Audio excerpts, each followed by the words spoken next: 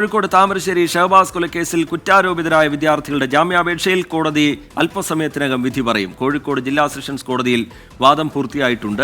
അഭിജിത്ത് മുഴക്കുന്ന് വിവരങ്ങളുമായി ചേരുകയാണ്. അഭിജിത്ത്, പ്രായപൂർത്തിയാകാത്തത്, ഈ പ്രതികളുടെ പ്രായപൂർത്തിയാകാത്ത സാഹചര്യം പരിഗണിക്കരുത്, അവരെ കുട്ടികളായി കാണരുത്, അല്ലെങ്കിൽ വിദ്യാർത്ഥികളായി കാണരുത്, അവർ ചെയ്ത കുറ്റകൃത്യത്തിന്റെ വ്യാപ്തി പരിശോധിക്കുമ്പോൾ എന്നുള്ള കാര്യം കുടുംബം ആവർത്തിച്ചു പറയുന്നതാണ്. അതിനിടയിൽ വാദം പൂർത്തിയാവുന്നു, കോടതിയുടെ തീരുമാനം വരാൻ പോകുന്നു. വിശദാംശങ്ങൾ അഭിജിത്ത്.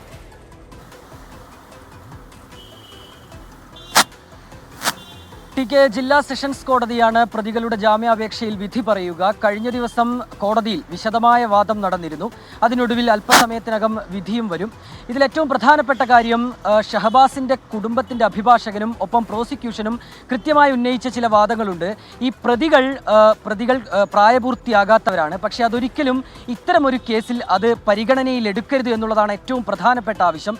കാരണം ഈ കുറ്റകൃത്യത്തിന്റെ തോത്, വ്യാപ്തിയൊക്കെ പരിഗണിക്കേണ്ടതുണ്ട്. അതിന് ഏറ്റവും വലിയ ഉദാഹരണമായി ചൂണ്ടിക്കാണിച്ചത് നിർഭയ കൊലക്കേസിലെ പ്രായപൂർത്തിയാകാത്ത പ്രതിയോട് കോടതി സ്വീകരിച്ച നടപടിയാണ്.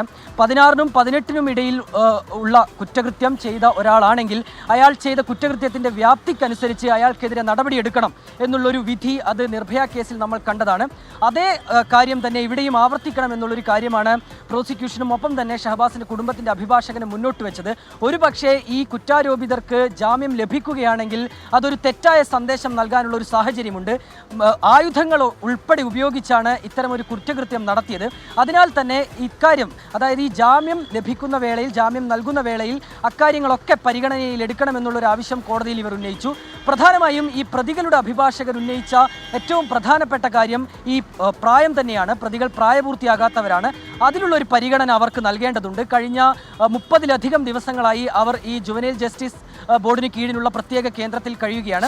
അവരുടെ മാനസികാവസ്ഥ കൂടി പരിഗണനയിൽ എടുത്തു വേണം ഇത്തരമൊരു വിധിയിലേക്ക്, അല്ലെങ്കിൽ ജാമ്യം നൽകണമെന്നുള്ളൊരു ആവശ്യമാണ് ഉന്നയിച്ചത്. ഏതായാലും നീതിപീഠത്തിൽ ഉറച്ച വിശ്വാസമുണ്ട് എന്നുള്ളൊരു പ്രതികരണം കഴിഞ്ഞ ദിവസം തന്നെ മാധ്യമങ്ങളെ കാണുമ്പോൾ ഷഹബാസിന്റെ പിതാവ് നൽകിയിരുന്നു. അല്പസമയത്തിൽ ആരോപണവിധേയരായ വിദ്യാർത്ഥികൾക്ക് ജാമ്യം നൽകരുത് എന്ന കാര്യം കോടതിയിൽ ചൂണ്ടിക്കാട്ടിയിട്ടുണ്ട്.